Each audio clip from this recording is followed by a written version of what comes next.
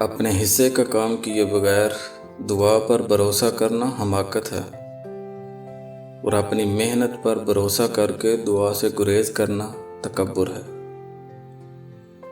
جس نے علم سیکھا لیکن عمل نہ کیا، اس کی مثال اس طبیب کی طرح ہے جس کے پاس دوا موجود ہے لیکن اس کے ذریعے علاج نہیں کرتا۔ کسی کے چہرے کا مذاق اڑانے سے پہلے سوچ لیں کہ آپ تصویر میں نہیں، مصور کی کاریگری میں نقص نکال رہے ہیں۔ لوگوں کے بدلے ہوئے مزاج ہی تو ہمیں انسان بناتے ہیں، ورنہ ہم سمجھ ہی نہ پائیں کہ زندگی کتنی مشکل ہے۔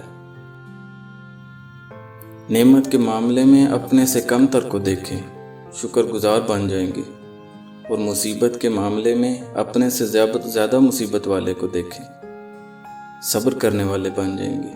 بے شک اللہ تعالیٰ کے ہر کام میں مصلحت اور حکمت ہے۔ آنکھ دنیا کی ہر چیز دیکھتی ہے، مگر جب آنکھ کے اندر کو چلا جائے تو وہ کچھ نہیں دیکھ پاتی۔ اسی طرح انسان دوسروں کے عیب تو دیکھتا ہے، مگر اپنے عیب اسے نظر نہیں آتے۔